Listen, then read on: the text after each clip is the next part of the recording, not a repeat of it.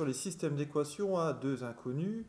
On va utiliser la méthode de résolution par addition qui est la meilleure. Alors on va regarder un peu le premier système. Donc vous remarquez une chose, c'est qu'il y a forcément deux équations. La première, x plus y est égal à 5. La deuxième, c'est 3x moins y est égal à 3. Alors ce système est très très simple à résoudre parce que même des fois mentalement on peut résoudre ce système. En fait, on remarquera ici que y est plus facile à éliminer que les x.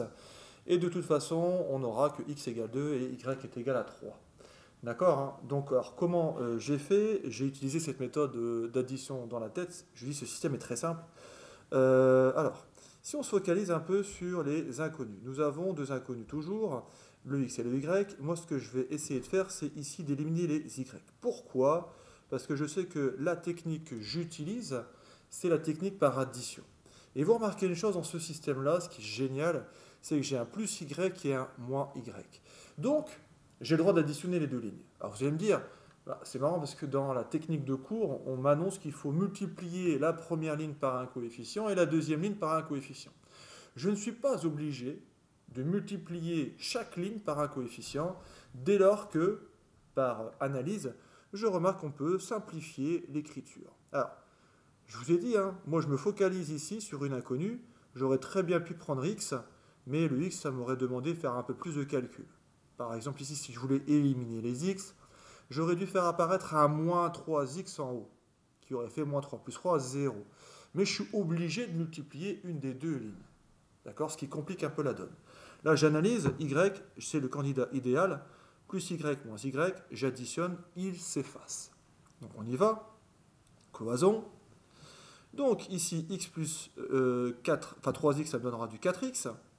Le plus y moins y, ça fera 0, je ne l'écris pas. Et 5 plus 3, ça fera 8. Ok? Donc là, j'ai mon équation qui me dit que 4 fois x est égal à 8. Donc x est égal à 8 divisé par 4. Et x est égal à 2. J'ai trouvé x. Maintenant, je prends l'une des deux lignes. Alors comme je l'avais dit, hein, pour moi l'idéal, c'est de prendre la ligne qui me va le mieux. Alors je remarque que dans la deuxième ligne, il y a plus de calculs, 2 fois 6, enfin dire 3 fois 2, hein, pour le 3, hein, moins y est égal à quelque chose, plus de calculs. Par contre ici, beaucoup plus simple. Pourquoi? Parce que x égale à 2, je le remplace. Donc ce fameux x ici, que vous voyez là, hein, je le remplace par cette valeur 2. Et qu'est-ce que j'obtiens? Bah, j'obtiens que 2 plus y est égal à 5. Qu'est-ce qui additionné à 2 me donne 5? C'est forcément 3. D'accord? Y est égal à 5 moins 2 qui fera 3. D'accord? Je positionne ce 2 de ce côté-là, qui deviendra moins 2. Donc y est égal à 3. On peut vérifier maintenant notre système, à savoir est-ce qu'il fonctionne réellement dans notre cas. On vérifie. Si je prends x égale à 2, 2 plus y3, ça me fera 5. Si je prends x égale 2, 3 fois 2, 6, 6 moins 3, ça me fera 3. J'ai exactement trouvé la résolution de mon système. Donc ma solution, c'est tout simplement 2 pour la valeur x et 3 pour la valeur y. Ok.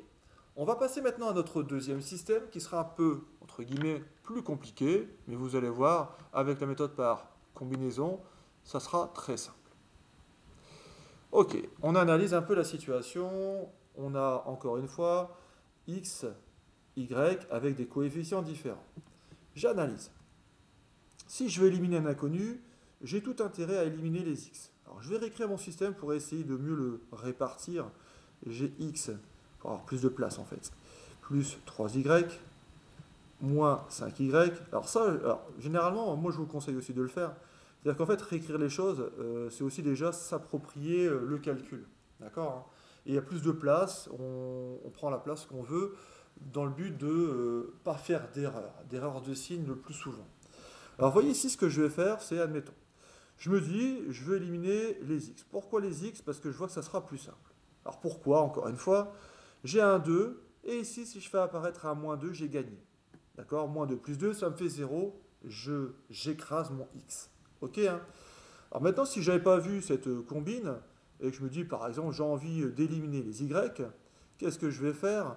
Vous voyez ici, ce qui va se passer, c'est, si je veux éliminer les y, J'ai un 3, j'ai un moins 5. Ah, donc il va falloir trouver un chiffre identique. Donc on fera 3 fois 5, 15. Donc je multiplierai cette ligne-là par 5 et je multiplierai cette ligne-là par 3 pour faire apparaître un moins 15. 3 fois 5, 15. 5 fois 3, moins 15. D'accord avec le moins. J'additionne les deux, j'obtiendrai aussi l'écrasement du y, sauf que j'ai fait deux modifications, donc c'est plus compliqué. Donc voilà. Donc vous voyez ça, alors si vous le faites comme ça, c'est pas très grave en soi. Vous allez obtenir le même résultat que moi avec plus de calculs, mais je dis, hein, c'est plus de calculs. Alors moi je me focalise sur le premier. Moi j'aimerais bien faire apparaître un moins 2 ici devant. Pour faire apparaître un moins 2, je suis obligé de multiplier cette ligne-là par moins 2. D'accord, hein. Du coup, ça viendra multiplier ce terme-là et ce terme-là. D'accord? Je réécris mon système. Moins 2 fois x, moins 2x. Moins 2 fois 3, moins 6y. Et moins 2 fois 6, moins 12. La deuxième ligne, est-ce que j'ai un coefficient? Non.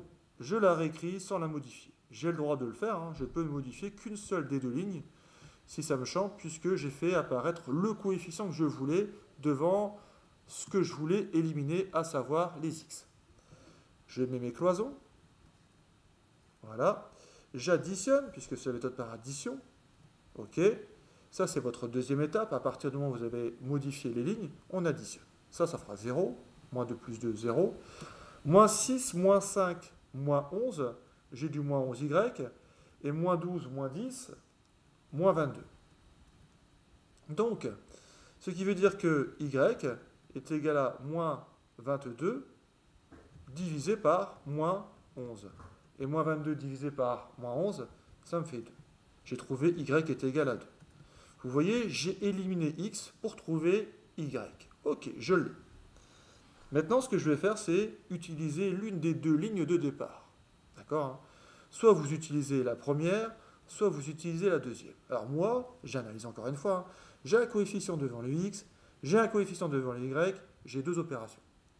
J'ai pas de coefficient devant le x, j'ai qu'un seul devant y. À mon avis, cette ligne-là est la meilleure. Je vais la prendre, à savoir, je sais que x plus 3y est égal à 6. Et ce que je vais faire, c'est remplacer y par sa valeur ici. Voilà, donc je prends ma ligne, donc j'ai bien x plus 3 fois la valeur de y qui est 2 est égal à 6. X plus 6 est égal à 6. Ça veut dire que si je positionne ça de ce côté-là, x vaut 0. Ok, j'ai gagné. Je vais regarder maintenant si mon système est cohérent. Je remplace x par 0. 0 plus 3 fois la valeur 2. 3 fois 2, 6, plus 0, 6. J'ai gagné. Moins 5 fois la valeur 2. Ça fera moins 10. Plus 2 fois 0, 2 fois 0, 0. Hein. Donc moins 10 plus 0, ça me fait moins 10. Et j'ai de nouveau gagné. Vous voyez ici, hein, ce qui est intéressant, c'est que la méthode fonctionne très bien, sans trop de calcul. Juste, vous cherchez l'inconnu à éliminer. Il y a des cas plus simples que d'autres. Hein. Il y a des cas où il faut encore plus chercher que ça. Mais c'est toujours la même technique. Je me focalise sur l'inconnu à éliminer. Je trouve les coefficients qui vont bien pour essayer de l'éliminer. Quand j'ai fait ça, je modifie les lignes. Après modification, j'additionne. Je trouve l'inconnu que je n'ai pas éliminé. Cet inconnu, sa valeur, je la remplace dans l'une des deux lignes qui me sont imposées pour trouver l'autre, celle que j'avais éliminée au départ. Maintenant que j'ai les deux inconnus, j'ai la solution de mon système qui sera 0 pour x et 2 en y. Et j'ai gagné. Voilà, mon système d'inconnus, mon système d'équation à deux inconnus est résolu. Je vous invite à vous entraîner avec cette méthode-là sur différents exercices que vous pouvez élaborer vous-même. Et là, maintenant, on va passer sur une petite vidéo très courte qui va vous parler de la NumWorks. À savoir, si je vous générais un système d'équations, est-ce qu'on peut vérifier si on a bon ou pas? Et là, on va voir que la NumWorks est suffisant pour vérifier un résultat. D'accord?